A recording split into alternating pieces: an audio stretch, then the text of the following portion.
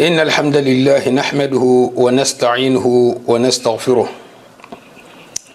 ونعوذ بالله من شرور أنفسنا والسيئات أعمالنا من يهده الله فلا مضل له ومن يضلل فلا هادي له وأشهد أن لا إله إلا الله وحده لا شريك له وأشهد أن محمدا عبد الله ورسوله وصفيه من خلقه وخليله وحبيبه بلغ رسالة وأدى الأمانة ونصح الأمة وكشف الله عز وجل به الغمة وجاهد في الله حق جهاده حتى أتاه اليقين. اللهم صل على محمد وعلى آل محمد كما صليت على إبراهيم وعلى آل إبراهيم إنك حميد مجيد وبارك على محمد وعلى آل محمد كما باركت على إبراهيم وعلى آل إبراهيم إنك حميد مجيد. انت خيرة علم سيلا خيرة علم نبتل متلعلم جنة الفردوس لما نكسل جهنم ما علم كسل حن تنجحن حجاب حن ستر علم نكود يال على الكنا بواي بمن إن خير كوت الدنيا نرجع مال ميستوصل يالني بس لني فنيا البلاو كوت عمل لهم من لهم علم كسل علم تنجلا ما علم نبني نيالكم مبيت وحن سيلا بنكلاس فما بيم علم جنة الفردوس لما علم كسل جهنم ما علم جنة الفردوس لما علم كسل جهنم ما علم جنة الفردوس لما علم كسل جهنم ما اللهم ربي سلم آمين آمين آمين. يقول رسول الله صلى الله عليه وآله وسلم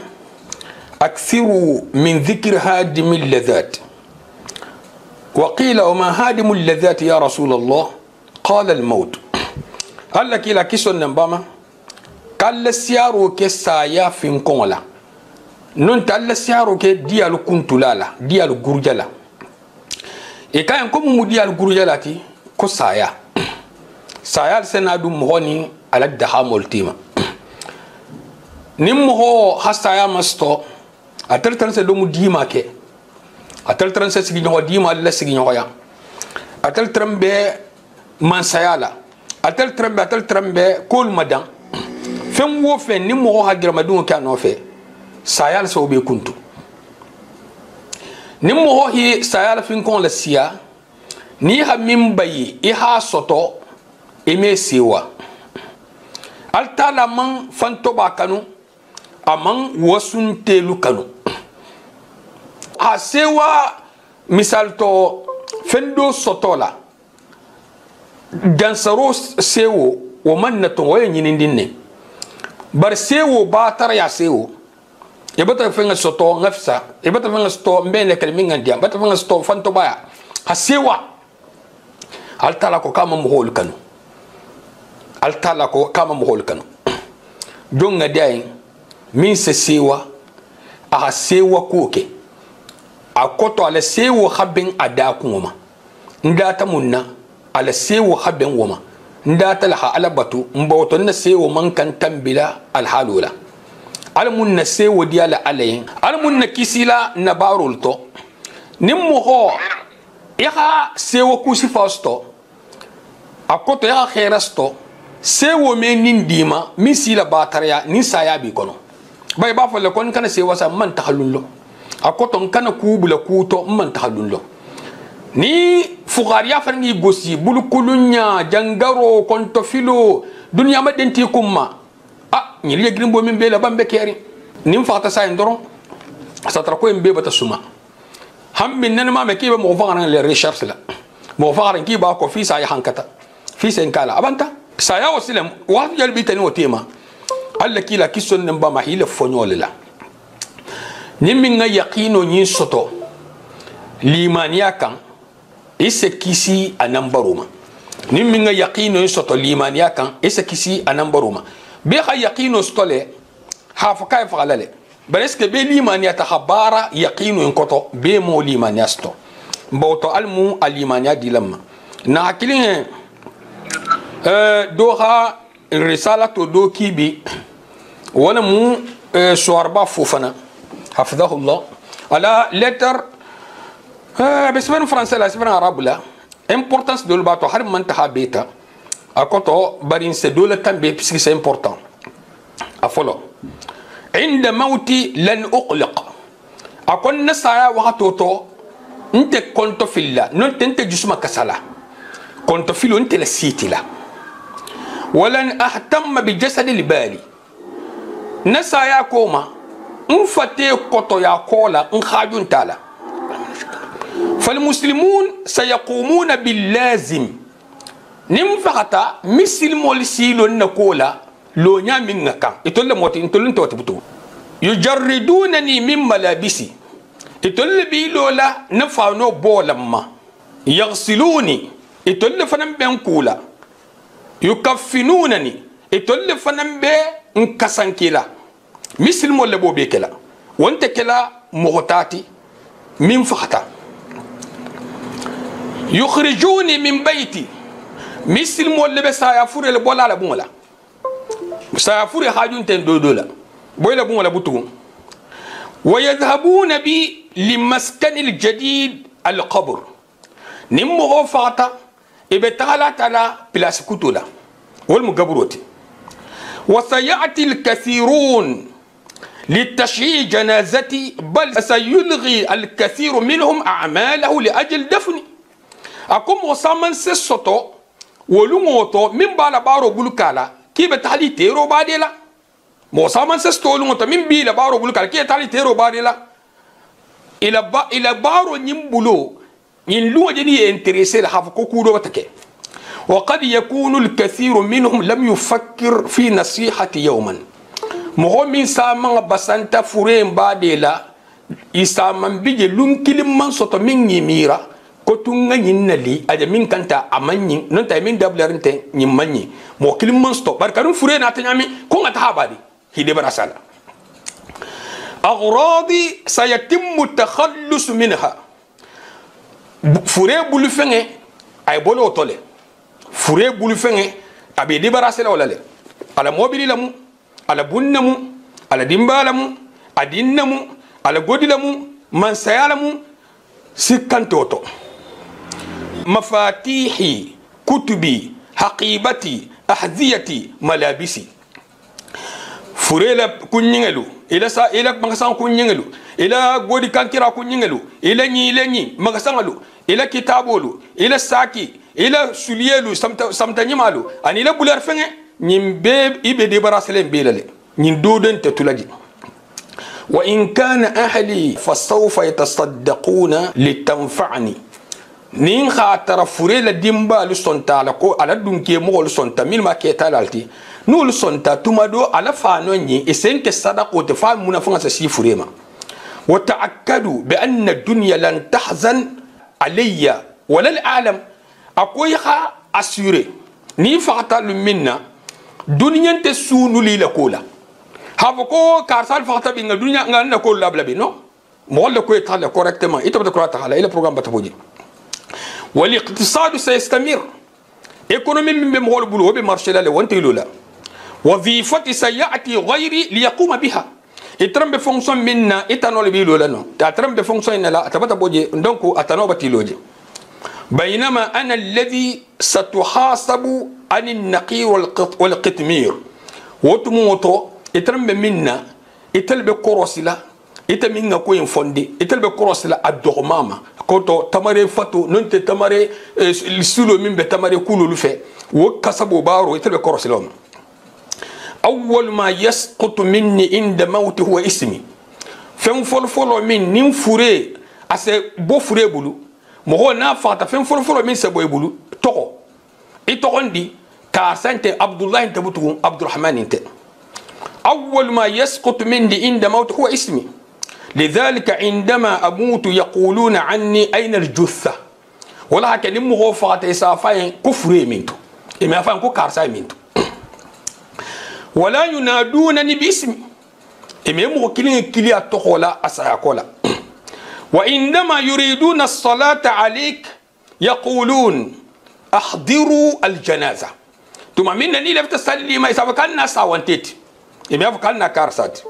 ولا ينادونني باسمي إميكلي تخولا وعندما يشرعون بالدفن يقولون قربوا الميت ولا ينادونك باسمي أكنت من يبفر بعد لا إسافر كارسا وانتي سودو إميات تغفو أبدا akuto me atofo asalto me atofo abade to me atofo atoko kimata buruka fala taghurranni qabilati wala yaghurranni mansibi wala nasabi mbawoto ila khabilo kani nyama nene kombe khabila batema c'est fini ñim fan kani ñama nene kombe place bala o bata boy bulu ila lambe ñoya mbota kar salto fan kana o bata boy bulu nafa fu intala fama atfaha hadhihi ad-dunya wama a'zama ma nahnu muqbiluna alayh femba ha dunya la ko doxoya ni mo min marjanna jini ngato femba ha dunya la ko doxoya ni mo min marjanna jini ngato dunya min nimbe min me nyatili ngala ko al huzn alayka sayakunu thalathatu anwa' أكو سونو ساوانتلا كوتو على حالة سبالم الناس الذين يعرفونك سطحيا سيقولون مسكين مهم اللي هي سامبل تندرون ولساوكو مسكين وتحتا أصدقاؤك سيحزنون ساعات أو أيام ثم يعودون إلى سوالفهم وضحكهم إبار مستولي إتيرولو ولسه سونو إلى كوتو ثم دو لير كار لير دانتا نونتا تيل دانتا أستاجي لكول متواني لجيلولو يكون يدرتال نعمنا الحزن العميق في البيت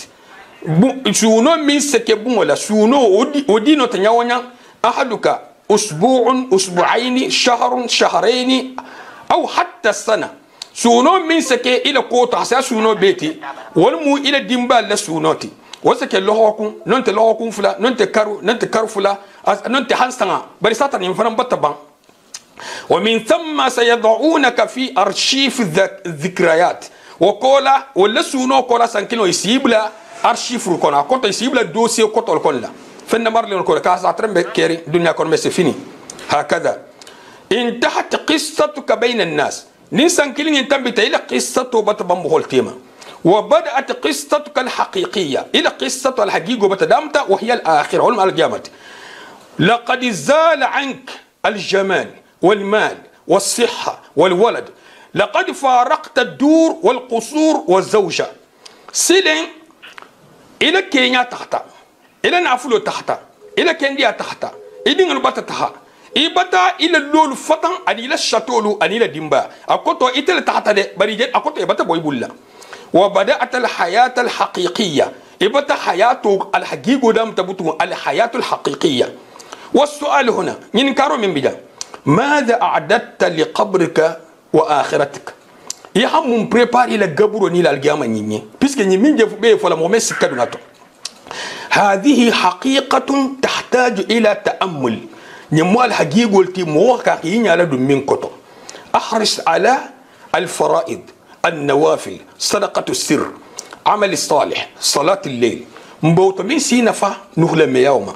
يكون فرلا ديلو أني نافلو أني صدقوا قولوا صدقوا نعم فيلم صدقوا انت صدقوا قولوا صدقوا بيسكي نها صدقوا لبو كنالا أمي صدقة تنيار انت دي بل تنيار حسياتو صدقوا من سبو كنالا تنيار حسيا non ta man fo ko condition la munti ni man sara ko don kam mutano bar sara ko min sebo kena la setinyal taria puisque fo mai to sebla to kudo sebla to motor la sabula ila bara nyima no khlam yawma ila suto salu subhanallah wa dhakkir fa inna adh-dhikra tanfa'u al-mu'minin kol la liro ke hatugu kawandiro ni am ho yilibula ase mu'minul nafali limadha yakhtaru al-mayyit as-sadaqah كمنا ساوانتي فقوم من فاتا أسين نتا أسمين نتكاها كتبون والمصدقات لو رجع إلى الدنيا كما قال تعالى نمو فاتا أسين نتكاها ساق الدنيا تبون أحصدقوا بو من أحصدقوا خير ثم منا ألتلا لبانجي كانت ربي لولا أخرتني إلى أجل قريب فأصدق وأكون من الصالحين ثم منا نمو كو ألغانو كون ألتلا بالحكاية فلا كما ندوغندي خن ساق الدنيا يا واتنين دي مالكو نصدقوا ولم يقل لأعتمر أما فكنا أمراك ولا لأصلي ننتنغسوم ولا لأصوم ولا لأصلي ننتنغسلي ولا لأصوم ننتنغسوم قال العلماء ما ذكر الميت الصدقة إلا لعظيم ما رأى من أثرها بعد موته إكوسا يا فوري من صدقو سجن دي فن صابو لفاخ خير من نبونيا جي صدقو تو ألف وكوما فأكثروا من الصدقة مبوطال صدقة بولسيا فإن المؤمن يوم القيامة في ظل صدقته مؤمن وبال الصدقة دبن لكتال جامل المسلم وأفضل الصدقة تفعلها الآن هي نشر هذا الكلام بنية صادقة وأفضل الصدقة تفعلها الآن هي نشر هذا الكلام بنية صادقة أكو صدقة بيت الماما عند وقت من نتن يها كما كان يندم مغول بلا سيما ننيكا هابكي لفتاكلا التالالين لأن الحمد لله وحده والصلاة والسلام على رسول الله كنوا ممبون داين نبان نغكتا نولا بان ناتا نكو المسألة الخامسة المكاتب نادن نكون نكودي المكاتب wala mu mukhoti min nga safari nyoko yaro nyini bulukulu nya sabo la lafti bola jo nyato ala kuntigo bula ala patron bulu ya hakaitu safe ha ken najmuti jeni wat kar sa ya montan indi jeni wat kar sa ya montan do fanandi nyim mo hatta xama han ko ke fa sa montan récupérer almu nkela ala jan salati na khorayaka ta'rifuhu akoto الكتابة والمكاتبة لغة كتابة ومكاتبة كتو كينياما مأخوذة من كتب بمعنى أوجب أبوتا كتب لتو أكتو واجب كما ألتلا بنجي تلخون كلها كتب عليكم ناكو القرآن كتب عليكم أي أوجب عليكم أوجب عليكم أبو طولته وألزم ألزم فانا بمعنى أوجب وشرعا شريعا كينياتو هي اعتاق العبد نفسه من سيده بمال يكون في ذمته يؤدى مؤجلا أكو ولمو شريعا كينياتو ولمو جوالا أفان خورياتي أمارغو بولنا فلولا من بتلا كنا أدي نافلولا من دي تلا كنا حوقت لالا فالمكاتب بفتح التاء مكاتب نياكتا فتحوتي مثالتو مكاتب ومكاتب نافتكو مكاتب ناخد فانا بندا لجنتي مكاتب نينمو مهوتي سفيرو كتب ومن كل مجونتي مكاتب نينها سفيرو كاي اكوتو نينمو كنتيغو تيجا ني سي تريز امبورطون اما نيمبتو سيغرين الحاله سبالم نحو كرمه ننت نحو أنا لفتي أبي أسي فن سيجرا نحو سجيه كلو لبعلما مثال تو أنين كلو لو ما يلمانيات سيجرانيا كلو سيجرانيا يلما مكاتب ni itato foko mukatabu ni ta mukatibu fo mukatabu place la ise kantigo lu toro e mi afahamu ile fta min fala ni ha mukatabu fo mukatibu place la ise kantigo lu toro ni sifa sama nabi fata kili ni dom fata ni kasra do be dugule doron do santo ba be sbe nyakini ba do dugula do santo andu ando andi nga doho bari ba bola manyami ibe mo wol nyakila ise lonna be to ba nyake bundal amila ko mo nyaaje butu ile fta hakuma mukatibu ka ibe mukatabu to fala doron atabe mu makono ndi ay don kele makono ninja ibe lafta kuma mukatibo kay mukatibo to fela ibe lafta kuma mukatibo kay ibe mukatibo to fela donc ahambi ataje don ke margo la makono di te don ke to fela donc adodo me marché nin kulo benta kulo fana fo fana nga ben folo ime misal to nafsan ko nahaw ahfati akoto ahadhab al masto non te yadhhab non te idhhab bani atata tara dhihibun nyinti go lafta nyingem bula dhahaba place la tara ko dhihibun naho karmo afanam abaru be febler na temala to me kuno ja ay mun sigrala puisque kulo fo al haben folo fo ku ngol hasto fo la chapeau e bitile men kunna non fo la bitile men banu kum man soto fo la me bitino kun kutun kunna sabe ngel jente ko me kun kutun fa folo dhahaba ni sorota na karmo salon ko jan akanna hafo ma ko dhahaba akanna hafo ko dhahaba non ta akanna hafo ko zuhiba ni lon taten asa sigirate ba nin kulo info mambe dhihbun nata adun zahaba la be nyinna tema la tujan jam mesi grano fona tata ben kan kutati tugun koto kutati o seno fengela donc mukatibu ani mukatabu différence le moti numéro 27 mukatibu mujonti numéro 20 numéro 2 mukatabu mujonti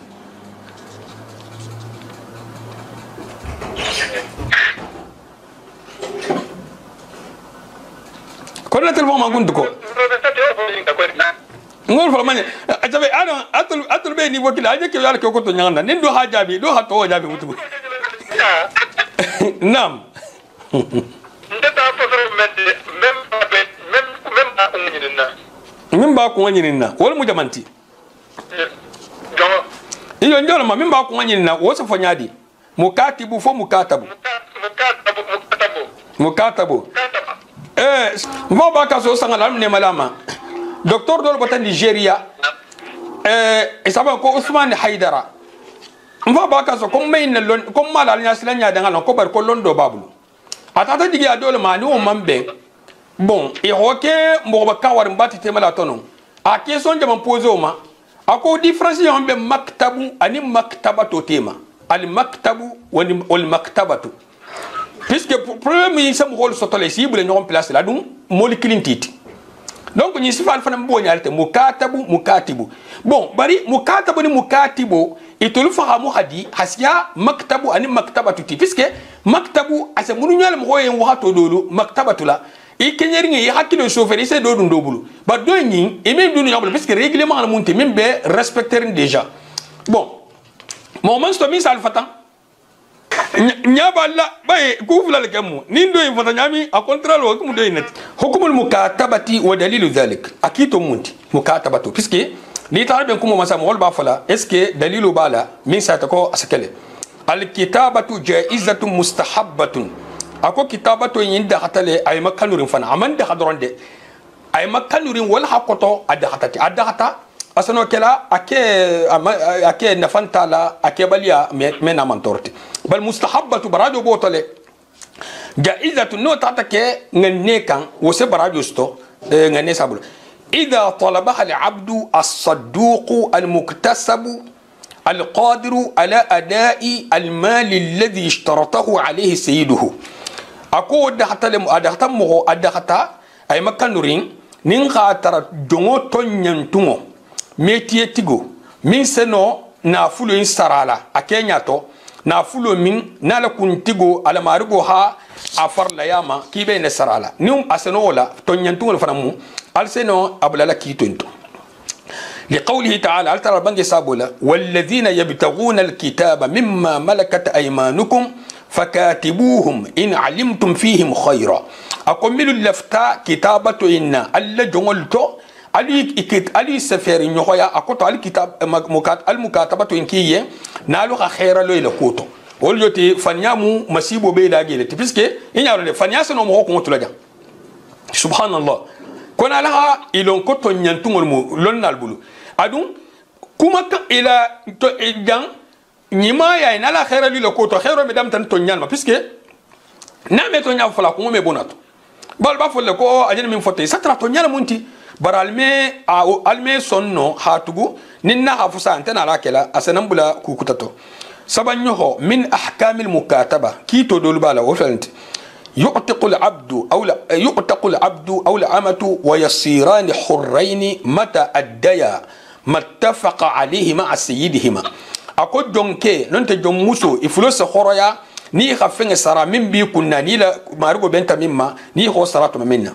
إس خوريا نو سرا بنتا أنت فلا كونغا مكاتبة أبافها مفجع مكاتبة كيلو وانت خوريا لدي أقرأ لوغا سرا لا والبا خوريا لا بس كي ستانين كاروس كدولا دندو koni mukataba to keta eska to bata khoraya iya bata khoraya no aman khoraya mais ni mukataba to keta godo min kan no sarata liqawlihi sallallahu alaihi wa sallam allakila sallallahu alaihi wa sallam albangi sabula almukatabu abdu ma baqiya alayhi min mukatabatihi dirham ako mukatibu ni mukatabu mo min keta nyim hoti ko nyin almukatabu wa ko men afdana almukatabu mukatibu almukatabu ni mujongolati madama aha kitabato ke godo minna wadala sobala donc jongol muhambi aydo nyaki tolto فمفهومه أنه متى أدم عليه لم يعد عبدا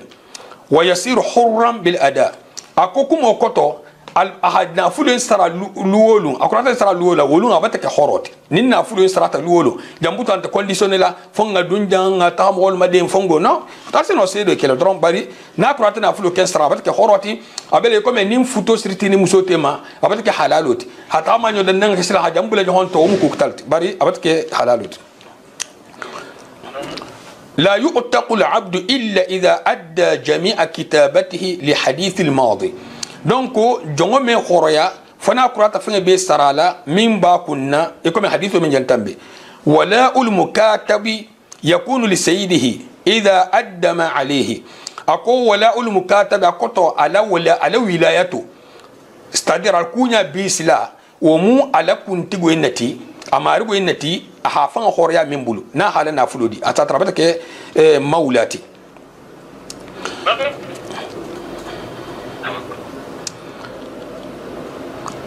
لقوله صلى الله عليه وسلم الولاء لمن أعتق أكو ولاء ونيمبه مغولي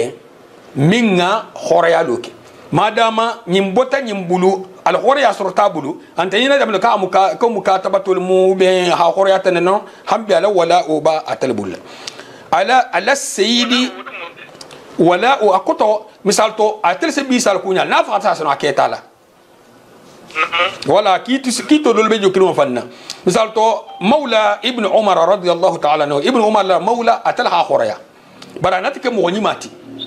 نافع ابن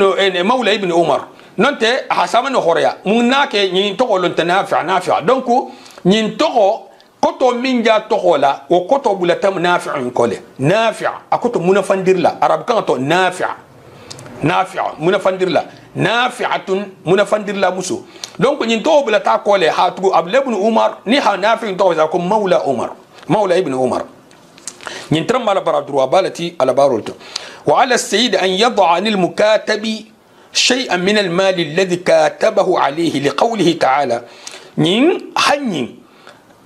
باترون ي سمالو ي اها مكاتبتو كي مونتان منكان اهو دوله بوي هدوبو ولا مكاتب نيني هل ترى البنك سابول وآتوهم من مال الله الذي آتاكم قالوا دو ديما على النافلو تو على النافلو من دالما سبحان الله قال ابن عباس رضي الله تعالى عنهما في هذه الآية ابن عباس كوكو آيونتو ضعوا عنهم من مكاتبتهم كاكوتو الدول بوي إلى مونتان لها مكاتبتو كمونتان منا ويخير السيد بين وضعه عنه وأخذه منه ودفعه إليه bon ñi be sugandirin don tigo marugo be sugandirin jang suwa na fulo mi bentato na fulo ne boyay akoto mbata yam fama nonte hala mutala bare rew ali wala uno lima atakano kabirin dandanon tulmanna femmego kodi bon d'accord واسنتي على السيد ان يضع عن المكاتب شيئا من المال الذي كاتبه عليه كوني نين جوم مارغوي اها دولا بوي اها من سفر كانكيا جوي نكوتو c'est-à-dire ibenta wuli kemelma hawul bi lulu bala non ta wuli bi so bala ça dépend هل ترى البنك سابولا وآتوهم من مال الله الذي آتاكم هل ترى قالوا دو ديما هل ترى نافلو تحمين دالما قال ابن عباس في هذه الآية ضعوا عنهم من مكاتبتهم ابن عباس كوين كوتو علي دوبو إلى مكاتبة مونتانا هل ترى جاء في غرفة هل دوبو إلى مكاتبة مونتانا ويخير السيد بين وضعه عنه وأخذه منه ودفعه إليه كنتيغو مارغو سي سوغاندو بي مارغو اكوتو جونغو مارغو احغورو ينفون موميلا بوي نونتا حغورو نمتا نونتا حغورو انداما c'est-à-dire asano adila mai fan kun kaina sono montaŋa ne boyirama abe akoto abe kuma takriban kuma be koto kili ni akenya silen hayam fama non ta hayam fa duma hayam fa be ma hayam fa duma non te ha godo in fanga dama in fanga kun kaina c'est-à-dire ko lu kenya kamma puisque sono kelsan dolla namula munungoto ninyin kala kun tugo dinya tama ani afanga ha fan kun ka c'est pas pareil tuma do sono kela ba tembo ton tol mol ge yalo bon ya mo min tuje majana ani mo min afanga kun ka forcer bulu mal métier la tuma do fan te valeur kilinte bon sono kela non man ke valeur kilinte kun tugo ngafo mbata montanga dima c'est possible su troto nyingana ko ma barata la afanga kun ka o be sono dunna kototo wallahu a'lam yuj'alu al-malu 'ala al-mukatabi munajjaman najmaini fasa'ida na fulo min be blala kan khoroya linyini nanyi kunna wala mu jongoti na fulo en soto sigi wakati fulati sono fala ko 6 mois e be montanga ne nyini na misal to wuli kemelmu bon ou ben wuli tannamu bon dans 6 mois e ha kata wuli lulor nyini dans 6 mois do fana ha kata wuli lulor nyini non ta min ngasiya wo alsa to sigi no sigi saba sigi nani sigi lulu على أن تكون النجوم معلومة بري وقت الفرنك من بلوندي أكنك مثال تو جنو وقت هنادوت ين نيبن تجون صلاة ألسي يوم بعدي بسكي ألسي تيوم في هنسا يا وقت ويعلم في كل نجم قدر المال المؤدى bon nafulu min be sarala period min fanan kono o fanan ngalon period o period nafulu jalbe sarala kono o fanan ngalon laysa lil mukatabi an yatazawwaja illa bi idhni sayyidihi donc jongo min jena sefer no yaro ke durwan tabula marié fo ala marigo la dinyoka لقوله صلى الله عليه وسلم أيما عبد تزوج بغير إذن مواليه فهو عاهر أقوم هو مغفتو تجنتو amanke amaru wala dinyoti womu geni kelalt do nyala masilando dole munti hafo kom mo mankan ya hatulum mo wala koy mu jongolati dalilin tibulla masibul badal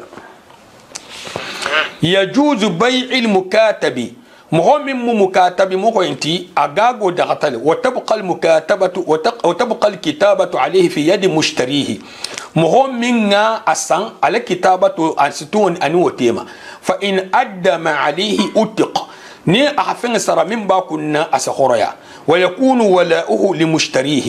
على ولاية سطر من ناسا على ولاية ولتات لقوله صلى الله عليه وسلم لعائشة في قصة بريرة نشب على قصة نشب على كلا البنج سابو لقصة النبامة نشب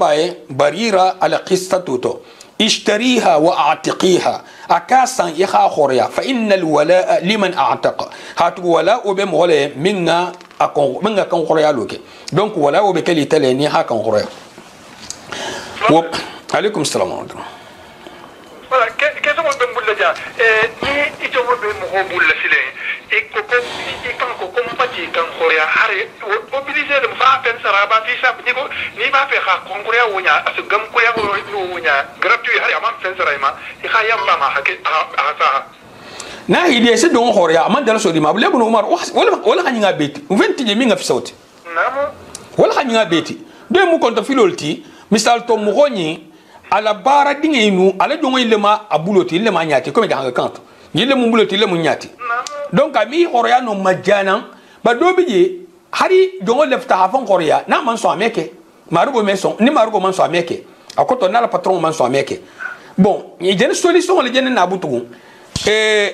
ite lefta hari jongo horoya fi sabilillah ba ferentiye ba lefta horoya bari itolle mu buloti itolle mu nyati nimbu tik dole be mbulla say non te fen karta ne be mbulle mu tan se mbul ke wala hata horoya bari won te mbulu dim fanan te mbulu mi sa plasta bo mukatabo in fanan boto place la mukataba to yi nyimbula to place la mbo to ba ferelti wala kinta horoya la do fanan dum be horoya ni ne ko sunna ni fitrije mbo to alenga bo solution do la dino solution ndun tato donc do nyin kana bulle foya do fanan ha a nyin fan solo mu horoyat mukataba to nyin na ta wasfalal tadbiro fanan mu wasifa dolati tadbiro misal to mo wayna hayato to jonga in fa hanyi fo nyinga servile puisque fenta ya seminke ba barabata ko na fakata donc sino kela ke mo woni fon ke talantala asano kela ni afata jongolu abar masutun jangalu wala ba ke tala wala be nyin tala non ta hake ke tala fon mumen tala man zakunda hana godo inta mo ta asafal sa butu jonga imbo to nyinga ke horoti nin ta fata lumin o be sono kela mais ça tra ma khoriale puisque faire l'entay ama khoria majana puisque faire l'entay ay même la jonga place la namu donc o fana ka ko ko e ko jonke lu jonke ka ta e jonte ma kenya la manka moro mu krim capital letio ni man sakunda sago mutati moto man sakunda mbe bar lola ni hima sila ni man sile sino ibula sa yirga kasola kuma kan kilo sabul ni ko mo ko dongo ijena la silul touché billahi ame fo mo ko dongo har dongo le mu e kana fa tudo to ijonke o mun nan robulul fonte bon na tara ke jongo al hagigo fananti o fana man kan kela fana tata ko nakari misal to ntente jonti de mo sa e do nyabul juloba bulu ko ta tante jonti mo sa wono ko jongo le mutikar sa jongo le muti tisi sawe jamule sabatirol ti ko jante have ko ijama do ka kan halasilo saboté non mais sono kela mo hol fananto ntente jonti bon isa tra jongo le mu jongo réel le mante ko me nan rijon nan ro donya c'est-à-dire jongo fam fam le mu mais avec donya nakar li nga fam bulu Jan, au fond, on était puisque il y avait le comédien à Morotov. Alaikum. A kudu da minto.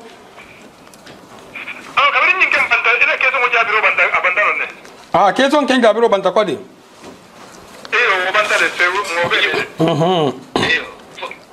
Fo tumbe bitu for science. Bingeta atau jonya tu mah itu tinggi tinggi kake kono joke bon ah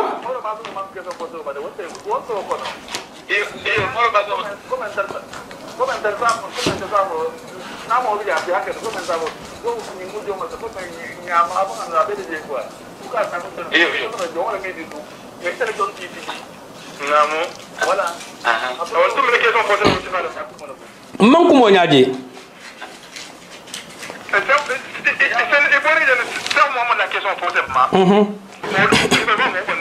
Bon, est-ce que ni na fota sanahoma ko jonke asegala fame gala ko be bulari nga fonya la ko altere ko me direct halabula na fota ma basinte asano kela ati kuma kanti minte basti tulungo buloma mo fula tema bon dalil man nala ko afo mo ma ko jongo ko haram mais alsala sagi lasti le dronnema ani mo hol fanga Kenya misal to ninte ko tensa ne jonke la muiti bari nya buloma asgaila man kan afoliye banna me gaila jamu kiti kutalati na me gaila eske kuma jonya lesilo atoba take internet mo man kan afol mo ko jongo fila jongo eska se dunne tulun kono fame dun tulun kono wo parti wo lonna leso jabi yugdar lo kasabula isa tara sabula ko wal halula bon puisque est non ku do kala ku fe mate bunda wala isa tara anta al halula badil lonna do non sorta atun tur man tabasti lata lonna inna nsata bal min nafsa ke hi so bola wal hafsa alkom wol kan ta ku dol jense nyon tema min se keno ton signeti en plus don nyani margi ya fana ntolle na moto nti safo ku ke nyinte al halo do ka munna amedan ke nin ke tema don nyani margi yayi akoto se faciliter la dum hol habule nyonto ni ko butun ko margi muslimunti ino sa ko be sifa kala butugun margi yayi bata kala protection ti hafa ko kunta bolal tema c'est-à-dire mo on talla sa butu mo on tal contrôle ka jo musulman al se tulu al si nyo bogo al si nati nyo ma fu gol ke kala jo musulman na sigri baba sigri donc jonyal keten saboti jonya sara ko bayne keten saboti donc ni soto ta fensi fainto ni savon ko ni jonya to ko ni tulun mama haramu ajeni ne di mimma o batake haramoti hasi haramu ma min seke o saboti o batake haramoti usul fiqh to anin qaidatut hasi haramu ma c'est-à-dire haramu min sila siwoma misal to wala ta sunyardula ta monte haramuti bari la tahamu hata su nyaru la tahamu mu haram wal tiya misal to nafta ko ne jom muso ko man ke haramuti bar jom musu ya in tulu nyinne sena tulu ngi tini tema nsam ko mu haramul ti al halu inka bon manata ke kuma kan ati simple ke nin ke tema est ce que lonna al safona ka hafu mo en basile mo fo basinte wala lonna al se bunda o kuntu directement banna den tento lasana ko ya inna man kan afola ka tugu nambara ko tabata blot na tara ke nin ke tema ti wala saha lonna la buluma wallahu a'lam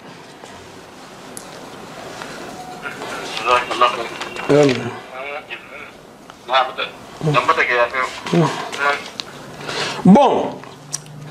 وليس للمكاتب أن يتزوج إلا بإذن سيده لقوله صلى الله عليه وسلم أيما عبد تزوج بغير إذن مواليه فهو آخر مغنين جونغ يسفتوتا c'est-à-dire نينجين كونتي يكون مي جونغ فان لمن من خوريا نمين تاتا فتوكي imargo dinyala nyini ibe kontila le ko me jongo din jongo fututa ma margo dinyala nyini e jere mukatabo la wala ma haf ko fana bo nyale ha tugu jongo mukatabo mu jongolati mudabbaru mu jongolati mukatabo mu jongolati est ce que mudabbiro fana mu jongolati mudabbiro mu donti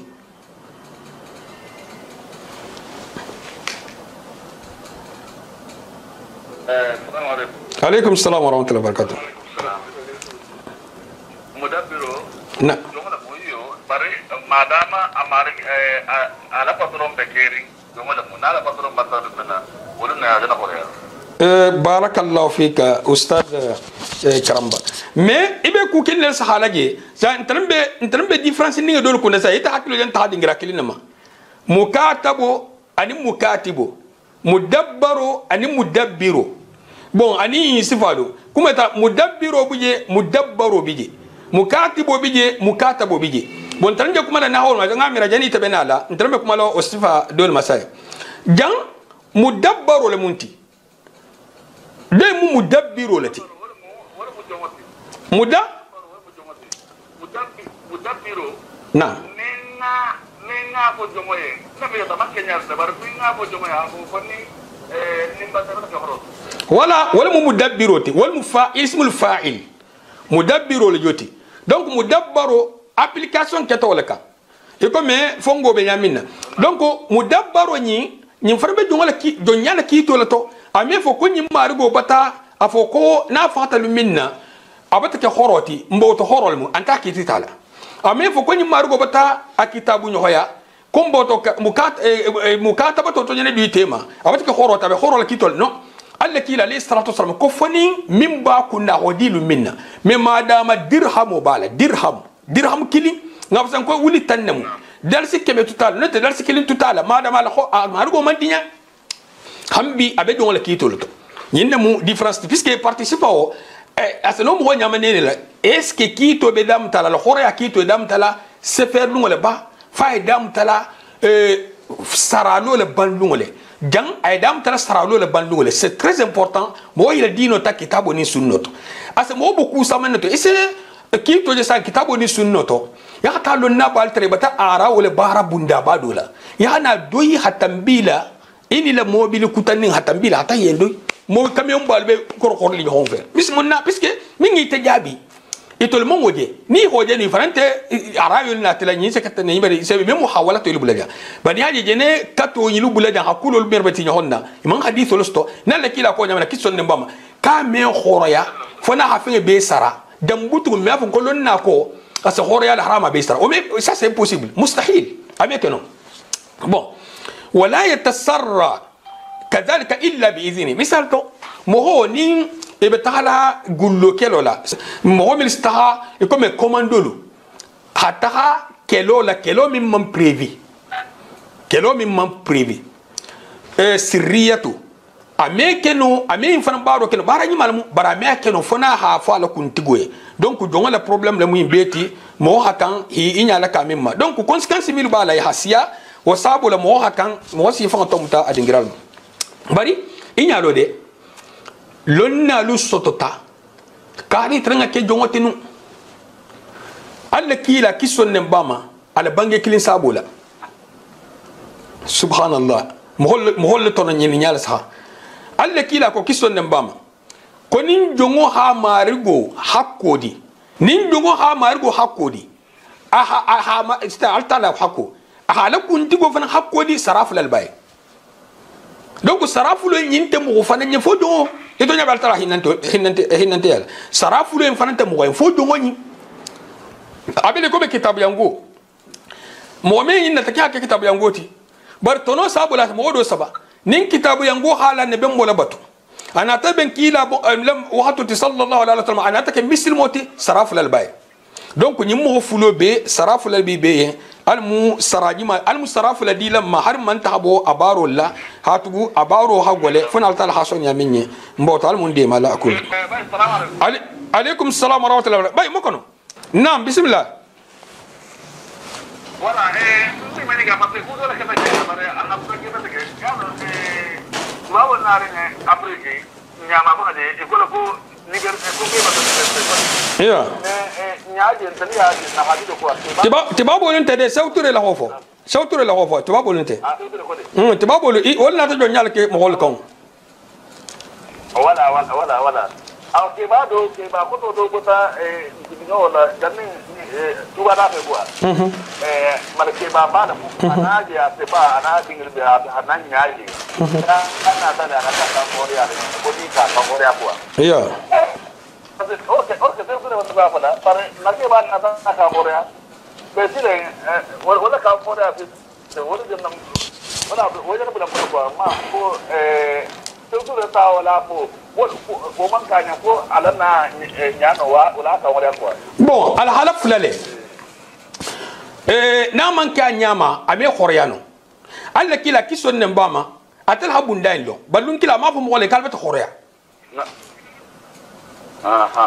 jongo amari gol kamati misal to ni mo nata ko man sol mo ham hol bul fengal mutela jongo mo hol bul fengal ha ko mo ala al mo hol kami wala mutela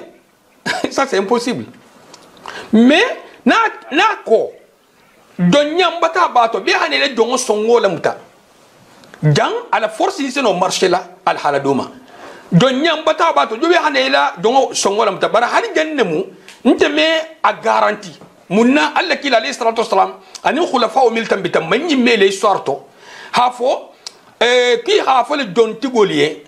don le bata khoreya pourtant yillaha dalilul sulto min ngaita don le khoreya hadi ale yillaha dalilul tabbi ma ko don le khoreya hadi ale bar hadi ale min nyangone man dalila le jigi kali khoreya forcé la c'est-à-dire al sahade har mo don hi borube ko en kata nin don tigo man son hambi ani problème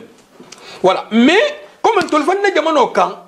al hadu bil tartaji dola tay ke sate dol kan iman kam mo ho donya la fo donya silo kan misal to misil molu ya kelo ke misil man so koma mo hol la kafirul la e nyin kafirul silen condition kamalin kan inati ba mislimiato inata nyilu no e hila mo hol donya mi sorta ta nyimu donya sahar ngalti bon asano kele fana mo hana jongo say gagaima donya sahar ngebije donya sahaba do bije damu al halaf lalti nin donya bije min be sahari botilola donya bije min te sahari botilola ni mo ajongo gagaima isono asannale puisque inte condition te fi halo mo hobota marchandise minto ban non ni halo ko nyin jere zan nyin sannal hakke doloti ni halo ko nyin jongo nyi ajena ma kalabante ajena ala murtile e man kan dugu la murtirin sanna dugu gaga lama e man kan jon mo la murtirin sanna mo ba ko jongo e man kan durgu la murtirin sanna mo ba ko ani sibal tahari bon o shubhatolu ndolla generation fololu e wol balu tawlato e balu tawlato donc jongo réel bito jongo réel tito kol kenya kama wallahu aalam bar wala min kewnya jongo ke ba wa min kewnya hana fan khoroya wallahi keba hakimul moti o mo keba munafam ma bala moti o hakiw puisque ataka histoire long kol tambita nyamina donc na hajin karo ke lon naluma e anta khore alde bari ham porte bonne jo margo bulalde i abra ko margo be sonna wala le misal so nta halon ko jongo mun talati man sa do hana nan kala na alal dugolam tala alal lolam tala alal mobilam tala alal dugolam tala jongo munafulolte al abdu malun li sayyidihi nafulul donc ni halum tati gole man a remplaçant do ngabulu wajen ke boyin kandolt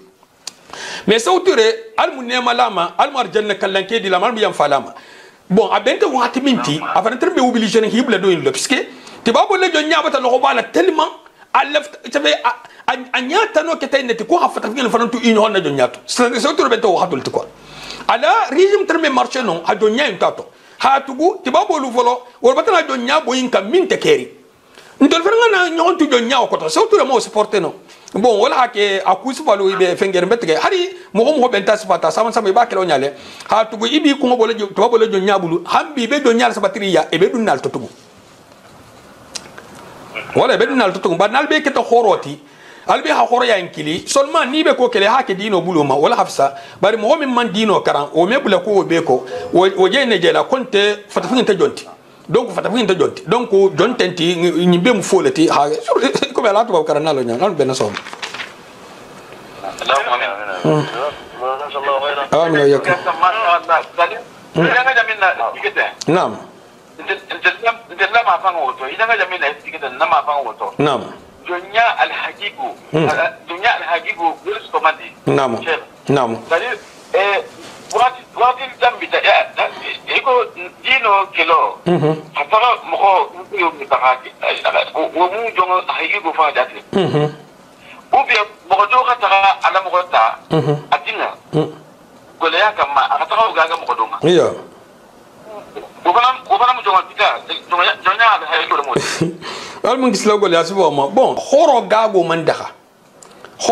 man daha nin darurato dunna non nata tubihul mahdhurat daruratu min sa tubihul mahdhurat misal to ngafsain mo lulube mo embulu afanga laari ngala mo woro ala buso laari ngala mo woro la nyilbe ku ngeta to konko la sai non te khala gifon donc ngakilin gaga al ko hanku ngobato ضرورة المو بنداتي برا فكو هادين غاغا وسو دا خطالي فنسا غودوستو نو او مي دخنو ابدا اها او بيا كافيكيتك نام تنغو دو مستو وتو هاكي جوتو دودو ميكي نين خاطر كونتو فيلو نينتي voilà cheikh on me yalla min fola yimbe do na waktu wujonya ube tinma fana la jonya no parce que dina ku kelo manke min sa ke mo ko ke no iya man jonya la bon la non de moto non ko da ma de moto non man jonya la famo da ma de moto non iko abe barenga lu bul la jamin na yo jonya ni ngi do abona me to ma wol fa bon c'est très compliqué mais on s'inquiète quoi ma puisque misal to est-ce que ça morilu almune malima ne alfa ya yalo itran bere ko nirne ko me a immatuli ko me dugo jamano mansolu ni bere ko nirin wonyale ni akelo boy min kan dino buluma iman son tubila isano yon nyala puisque to biye tuma min mamma sakke man sakku kenya ilulo to ken normalement mo ken bere ko masoko voilà donc voilà na tata ke ko nyil mo mansol lati so ngo kitab manso miluma ila wato to ke tolle mu almamo de ko me président nyaminna asatara ni tata min kele jihado buloma isano don nyala ba nin ha tara man ta kelo ke almami koma kelo sa almamo min koma ameke no jonti barasano kele fana jon ha ta boy ko me mortani sifa satra man so trembe nolto mil be sabatiri satra man so trembe réseau dolto mil be sabatiri mil se no jonya kela dino la et se no ni sifa kela dino la c'est possible mo hol habule nyonto ya ta jasu nyom bulle tahari non te donya be dingira do to donya officiel do hana jongo te hana gaga ma officiellement ina bota minto na bota dingira karsale dingira karsa jongo mu jongo officiel leti i ho sang o franga du ko o be sono kela donc bar kulamu tilka ummatun qad khalat laha ma kasabat wa alayha ma iktasabat altala kol mu generation leti ibata tambi ya minke obi ya animato ya minke obi kunna ajahumanto donc comme l'imam Shafi'i hamin fo rahimahullah ko senna ali lekelo ani muawiya ko al hankisi mbulo bulo mato al kana nyinin ka fon sen nga bulato al mbena som قبل الإمام الشافعي رحمه الله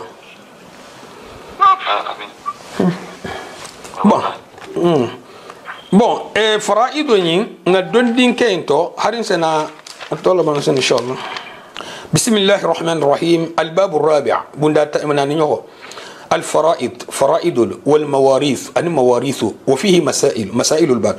المسألة الأولى فلفلو معناها أكتمنت والحث على تعلمها أنين خمه أنكوراجي خاتسو اللوندو نينغما علم الفرائض من أهم العلوم فرائض اللوندو كيتالا لوندو بيتو important على فيجب على المسلمين الاهتمام به والتفقه فيه نيمو واجب المسلم والما يفهم حمينا كنت يستدري كنا نيجليجي يهابولي لا كونتي كونو نين لوندو نيني هافيجي هافنالو لأن الحاجة ماسة إليه هاتبو حاجة بكيليرو كيلا فين مالي ويسمى هذا العلم بالفرائض جمع فريضة لوندو نين تونكو فرائض علم الفرائض جمع فريضة جمع تونكو الفرائض مأخوذة من الفرد من الفرد يكون فرد أمستر اليوتي وهو التقدير والميقدر لوتي الفرد التقدير يقدر له ينين هكا ينبدنا نبولا سفا كما قال تعالى فنصف ما فرضتم أي قدرتم أكتو تيمو على من يقدر c'est-à-dire أبي كملا كي ترى سورة البقرة كنا والفرد في الشرع شريعة بلوما نصيب مقدر شرعا لمستحقه والمو نيتي من بيقدر لي أكتو من بلوندين أتجوي شريعة بلوما والمو نيتي من بلوندين أتجوي مقدر أكتو من بكالكل بلوندين أتجوي وعلم الفرائض هو العلم بالمواريث من حيث فقه أحكامها كل مواريث كيتالا لوندوتي أفقها بلوما وأكيتو فنغو أفقها كيتما بلوما ومعرفة الحساب الموصل إلى قسمتها أنين كالكيل لوندو أكوتو حسابو كالكيل لوندو من سي atotalama be hitasto misalto yinin tan nakili ni mo nakili wa kalkil londo ile kalkil londo e bunyal nyaminna ilmul faraidu farambe son yali bulonyal ni ke mani mathématique wo mo ho asoniato bul betege puisque ça bulal facile ibanya itala banya jile ba ni mo ho mathématique londo sto sama c'est problème sto abundala puisque kontilu itebe to subeta la kontilu ke mo mi mathématique londo sto ça tra wose facilement wose fengi bula place la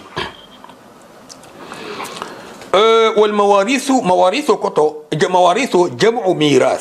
ميراث مفرد كلي المواريث أسامة الموت ميراثان مواريث وهو الحق المخلف عن الميت المنقول إلى الوارث الميراث من جمانتي والمدروات من تتفريكوما من بلا تنبلا كيتالاما والمو حقو تاكوتو والمو اوبجيكتيف فين من تتفريكوما نابلا تنبلا كيتالاما ويجب على المسلم ان يهتم بشأن المواريث نمو واجب المسلم اللي هي فان شغلا كوتو هي فان كيتالا لندن هي امبلا كونتيتو ولا يتصرف فيها تصرفا يغيرها او وضعها الشرعي كنا تاكوكي اكوتو اكينيان تمنتي الشريعه بلوما كوجم بكيتالا سبحان الله انت ساتلا نيمي مثلا دي ايمينو هون بس كني من بوغيلا مون تافلا كي هادو مالو بري دي تات نين كيتالا سي تي هينو مبسوغلاري مو بندي انت بندي ننت مبسوغلاري يي دان دال كو كان فانيا فمول مبسوغلاري كيتالا لوندو بتي كار سال بي جام فونغو تلي دو كون التافن كو مبسوغلان فادي تلي كون يادو انت بندينتي ابانتا بري هاني تاي بلو تو تي مثال تو حتى وتل حدو بالي حدو لجيد حدو نقصي سبحان الله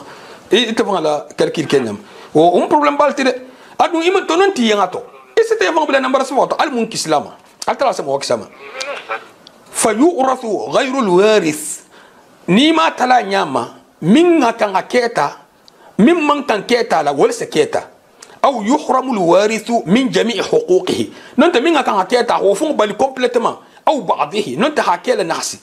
فيعرض نفسه بذلك لسخط الله وإقابه كيتلا لا تعرف ان بريزنت التلا ديمنا لا يحنكتو يو صابو لا تلو من فينستو اي من فينستو تو يتا يكون من دولو مي حمار ماركان فو اي ولي جن كيتلا لا تاولا يكن يفهم بلا بوندا ولا موكو هر اترفون كو كيتلا مواجب قلت انت واجب تبيكلين كلنا ني ها دون دوستو ني ما دون دوستو حبوجي المساله الثانيه فلان يقول الحقوق المتعلقة بالتركة وأسباب الميراث وموانعه دروا مير بدندين كيلا tarkato fana mu ke to dolti anin sabu keta sabu anin keta anin muhammo baliketi o sabu keta sabu anin musa ke mo keta sabu de mansa mo sabu de mansa ke mo keta sabu de mansa ke mo man keta comme mo fa wani usfal tahar bon afolo حقوق التركه كي على دروالو التركة هي ما يتركه الميت من الأموال النقدية ونعم يقول التركة والمنافلوتي مفهمه إن منتو والعينية ننتهى نافلو من قدماتو ننتهى من أوبجماتو ويتعلق بتركة الميت 4 حقوق حقناني والبدندين كي تالالا كي نفلو حقناني والبدندين كي نفلو مهم ينفع ولا حمنتو فلو مؤونة تجهيزه من ثمن كفن وحنوط وأجرة دفن وغسل وغير ذلك. bon ñimbe den ninga la ko ma'unatu tajhizihi fure be prépare la munna wa kan habo kenneto min thamani kafani comme kasanke songo wa hanutin anin sumadiya min be sanna wa ujrat dafnin gaburo sindan anin da badir la wa ghuslin anin kurlan wa ghairi dhalik anin min be den nin fure la kola ñimbe hakan habo fure la godo neto fula ñimbe hakan habo kol tol folo fula ñoho qada'u duyun hajulul fanansara والديون الله مقدمة كالزكاة نين خاطر مغوين كينتو زكو بالا ولا حتى هلونيات فلو والصدقة الفطر أن صدقة الفطر والكفارة أن كفارة والنذر أن النذر ثم ديون الآدميين وقال أن آدم دين الله جلو بري أئمة دول تحت كي تلو نعمر مالك لهم رحمه الله كاتي كون جلو ترت على نين مغول تيما كابي مغول تاسر على فلو ko hatugo ala sayanfa ko mohol me yanfa hatugo ala sayanfa ko bar ko mohol me yanfa ala kuma ni me mahamer nyande bon puisque al taala tabaraka wa taala min binati ma sayanfa o male bari hajulo tam ho personnellement jang nte imam malik la kuma kan o be o hanono digilen sunjetu d'abord folo na futa ko ha zakko sara bon na be sa kungato non abe sa kungato mimu wajibo ti ha beke mbata be ngoto janga alinga bulako alinga dun kuma fongato na be se kungato ha ala la hakko sara ha dam to ma sha Allah fiskal tala man sabalamu ni mo wala julo fana biji mo ni la julo sara d'accord ba na tata ke sai ko mo wala julo biji zakko biji mbatalo ni zakko ni julo ha zakko fanga do mo zakka kuntije mo ho fam baya ni julo ha zakko do mo zakka kuntije misal to ni mo wala julo info botato est ce que ni fo to se zakka bosi non fana mu kuma kutalti al mo wala julo ba to folo comme ça zakka ko si la na sa est ce que ne goro info ato en se zakko si na se zakko na si tan ni sabo ma comme ça la ni sabo fana bato mo wala julo ba to bata yinke ko to ya be ko to kili ba ni nyi fulo de tanti nyonna zakko ani mo wala julo wala ba to se zakko na si na fante zakka ko lega bon ba ni mo wala julo se bato zakko fana se no bolato abel hakan abato bania fulo me bonato do indu ni mbotato ame zakko simbatalo ko zulo ke no botato har khatara zulo so bato zakko se no bolato kal kilim bato julo be gole ala jan hasa zakko ti ntolem wol ni nyala miro to comme l'imam maliki rahimahullah jene ko realo ke minna ko ala sayanfa me mol ma yanfa ala hajun tugulla mol haju be godola fonin dalilana ta ko tekulemu alu ala la zakko di folo ala na molta di c'est-à-dire nyinna ta kulo le ten ha précise ala halema banaka ta fiki ha bulolti nte ken safo mil ko ha julo folo sara nsafo ko ha mo ta respecter ana zakko fanandi wallahu aalam nam bon alaykum assalam wa rahmatullahi wa barakatuh ngai tene ko be ngala ni dulane ko mo me yalongo tan julo bela ibajo ka o julo ite bojo kan ina ta godo soto ni o julo bondi je yaji be ko godo nyin ko men ka ko ni jawo ato sila eske jakabo mo mai felen dun da ko ya ko indi je ko indi abanda ya famu ya ni sebe ba fala hafo ko ni julo bi la zakko talam be ni ngara mo me ya lon ko julo be la julo men ngalon ko ibajo ka ibajo kan ni ibajo kan bari ni fura da jakkallo mai kaje ko julo men benna ninga bondi je menga tuje abukani sabo si pour kan jakko iyo zakan ta tigo ma ni sabo buru hazakko bo nyenon fo kumoto pour hazakko bo fi le godo hasin ni sabo ma banin julo botato misal to sa lon nal ko monte zakka ko to me lon nal ko comme l'imam Shafi'i lon na famba tata ko ni julo mo la zakka bo wato sita ha yuqdar ko julo min bala o sana zakko do mon ta me ni sabo sino ko zakko bata boyama mais l'imam Shafi'i rahimahullah wo ko ni julo sara wato man si har julo bila min silen ni sabo na gasi ki akan hazakko bo hatu qal tara ko khudh min amwalihim sadaqa kila na fuluto ahani karo ke ko eske nin julo wato man si julo tugo me godo intala ta mobil san misal to hata so san hata fin sal godo ma sa tasarrufat asa tasarruf wakato kama laftal nyamin ma dama ala godo le mu asano ku kila ta lafta minna julo sara wato la sibali asabo le zakko le wato bata si ka hazakko bato bon bari jan nte seno nyin ning fola jahiliya kam nin khatara ya zakko nyimbo mo holle julo nyimbe nal kelle bule problème ti sai idum mata lalo nsabon ki ke ko yata yimma to toltak ba nin khatara seno abekela amanna man toroti kan zakko bo ya mol fan julo sara a kenya to inshallah me fen zid le fokhira nin problème bije ya problème e éviter ba nin problème tije ya khairo nyin inshallah bon سبن يخو إخراج الوصايا بشرط أن تكون في حدود الثلث فأقل يا وصية الفنمبو تركة تجناي تلالا أن كونديسون أحدان ثلثهما ننت من الدهوت أنا نيخو الإرث فيقسم ما بقي بعد ذلك على ورثته القسمة الشرعية bon كيسلين وسطو سنة ke mo min to na ta ko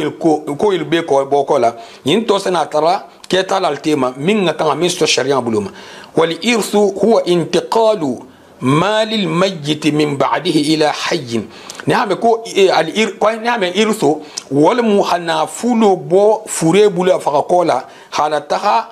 kende bahantuma hanafule na fulu fure na fulu min to wala tambi kende bahantuma wal mu irthut حسب ما جاء في كتاب الله وسنة رسوله صلى الله عليه وسلم من كونديسيون أنا تألت على كتاب تنيامين على حكيونا أنا تكيلا سنة تنيامين على كنوسوسو وقد يتعلق بالتركة حق للغير حال الحياة bon droit c'est notre là تركة انتو droit c'est notre là تركة انتو مغدوين نارنتي أو حتوتو وهي الحقوق العينية والمو أوبجي كو فن كنترما حقول كحق البائع في تسلم المبيع يكون مو فاساين أبت فندو غاغا برامان يندو أحمينا سامبلو وبالا غودو أبال فنينتو نيمو كوكتا نيفان نجلون تكلينت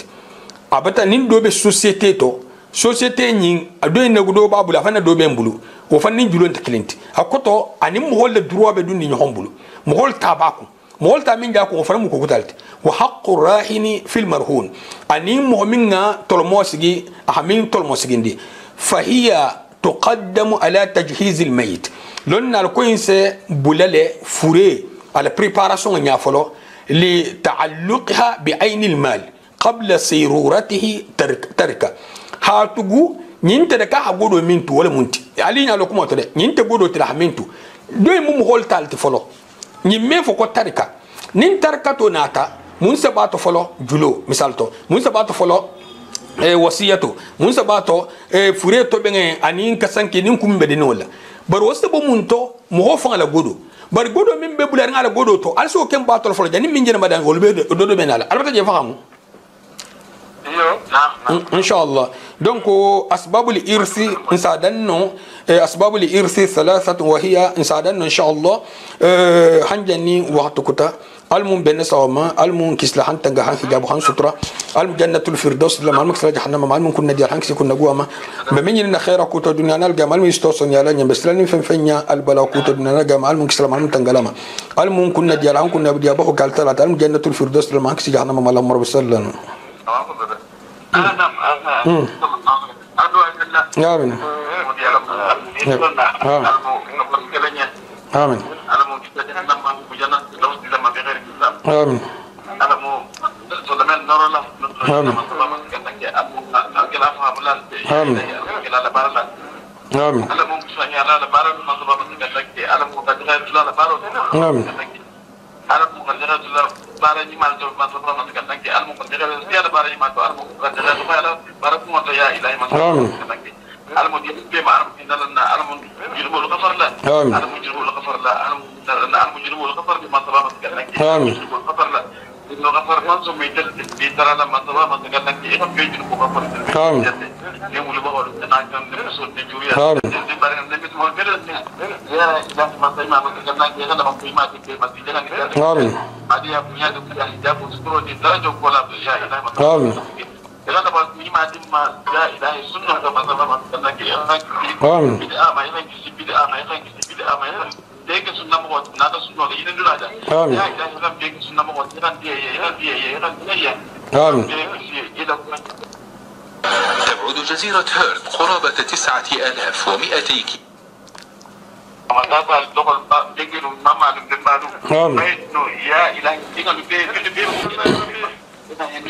آمين